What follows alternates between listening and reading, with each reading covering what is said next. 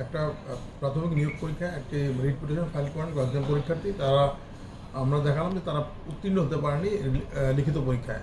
তাদের বক্তব্য ছিল যে পরীক্ষা অসৎ উপায়, কিছু পরীক্ষার্থী অসৎ উপায় পরীক্ষায় অংশগ্রহণ করতে অসৎ উপায়ে তারা কি বলে এটাকে গ্রহণ করেছেন, পরীক্ষায় অসৎ উপায়টা গ্রহণ করেছেন। তো সেই বিষয়টা আমরা আদালতকে দেখালাম যে যেই ওনারা যে অভিযোগগুলো সেই অভিযোগ তাদের বিরুদ্ধে করা হয়েছিল, তা আমরা প্রায় 23 জনের মতো তাদেরকে গ্রেফতার করা হয়েছে। তাদের কাছে ডিভাইস পাওয়া গেছে, তারা কিন্তু প্রশ্নপত্র ফাঁস হয়নি।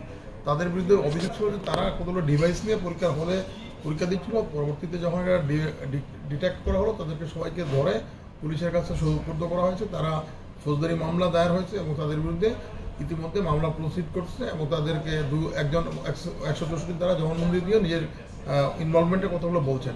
তো সেই ক্ষেত্রে অন্যদের তো কোনো সমস্যা নাই, এখানে তো অন্য পরীক্ষার্থী, এখানে কয়েক লক্ষ পরীক্ষার্থী এখানে পরীক্ষা দিয়েছেন এবং তাদের মাঝখান থেকে কয়েক হাজার 40,000-এর অধিক পরীক্ষার্থী এখন ভাইভা পরীক্ষায় অংশগ্রহণ করছেন।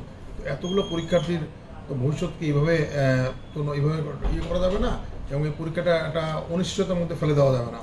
সেই ক্ষেত্রে আদালত আমাদেরকে, আমি বললাম যে ওনারা যে ইনকোয়ারি যাচ্ছেন, ইনকোয়ারিতে আমাদের কোনো আপত্তি নেই, ইনকোয়ারি হোক, কিন্তু পরীক্ষাটা একই সাথে হোক। তো আদালত আমাদের পরীক্ষা নেওয়ার অনুমতি দিয়েছেন, স্টে করে দিয়েছেন আর বলছেন যে ইনকোয়ারি হোক, আর ইনকোয়ারির রিপোর্ট না পাওয়া পর্যন্ত যেন ওদের চূড়ান্ত নিয়োগ না দেওয়া হয়।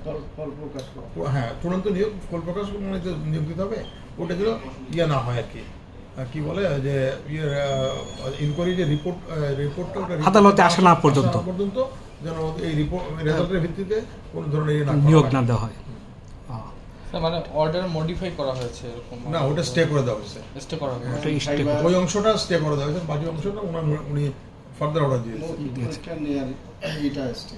হ্যাঁ, পরীক্ষা তো বন্ধ করে দিয়েছিল, সেই বন্ধটা ওনারাই স্টে করে দিয়েছে। এখন ভাইভা পরীক্ষা নিতে আর বাধা নেই, বাধা থাকবে না, পরীক্ষা নেবেন আর ওনারা পরীক্ষা নিতে বাই দিস ওনারা ইনকোয়ারি করেন। ওই ইনকোয়ারি করতে বলছেন যে তাদেরকে প্রয়োজনে তারা যেন পুলিশ বা অন্য কারো সাহায্য নিতে হলে তাদের জন্য সাহায্য নেয়, তদন্ত করতে যায়।